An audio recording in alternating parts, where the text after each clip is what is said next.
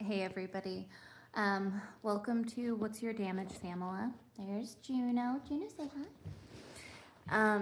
I was just thinking about the word damage, and um, and like what it really means. Like it's like we use these words every day and don't really think about their meaning, or at least I am a words person, but I don't like sit there and I'm like, what does this really mean?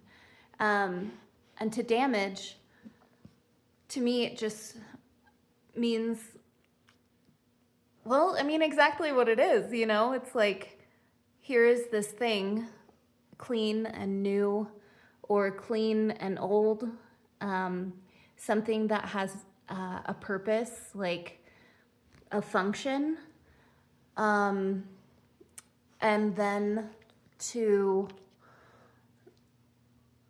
man, what am I really trying to say?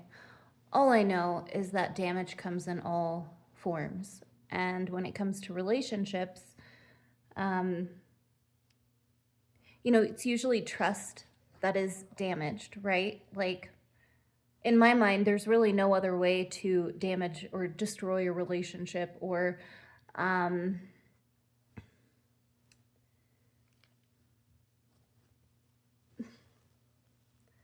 she's making it really hard for me to concentrate. Oh, baby. I want to use this video just because Juno's being so cute. Anyway, a relationship of mine was compromised this last week. And I'm so grateful that I am my own best friend, that I love myself so much that regardless of what this means going forward or who this person is to me, I am going to be okay while it feels like somebody died. Um, at this point, Wednesday of last week, it was like I had been punched in the gut and then told that somebody close to me died and that the world was ending. Like, that is what I felt like. I had a very visceral reaction to something, to someone's. And I hate the word. I don't hate the word. I just don't. I think the word trauma is used a lot, and not used correctly for what it is. But that was the reaction that I had. It was like this, it, again, a T word, it triggered something. And I still don't know what I think about it,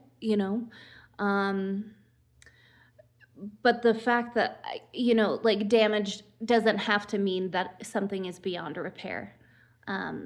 Relationships can be repaired. Trust can be regained. I actually,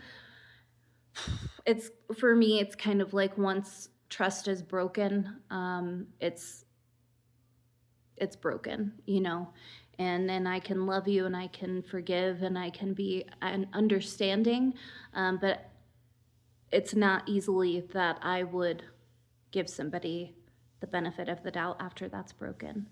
I'm really sad right now. I'm really upset. And I have my first therapy appointment in a long time. I've done talk therapy for years, but it never really worked for me whenever it came to like my eating disorder, my alcoholism. But I think with relationships, like, it can do a lot of good, or at least offer me some insight and perspective. So I am looking forward to that. Part of me wants to edit out all the bullshit in this video, but um, maybe one day I'll kind of like open up about that experience. But it's my YouTube channel and what I voiced in my story that brought this on, and my words were used as a weapon against me.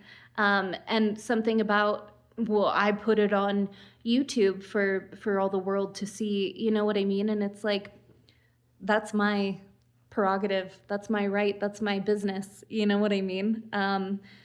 But when people take your words and your story and then make it to mean something about themselves. Like, that's danger. That's a dangerous person.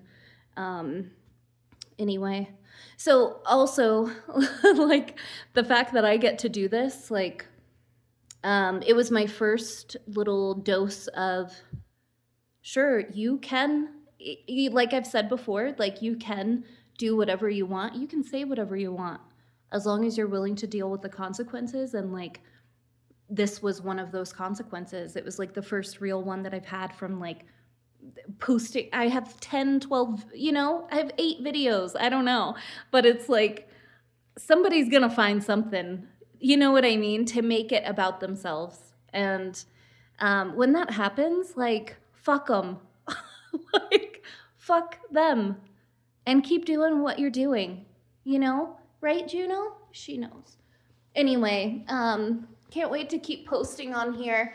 And I will have an MLO channel at some point. So anybody who is moving to Colorado, and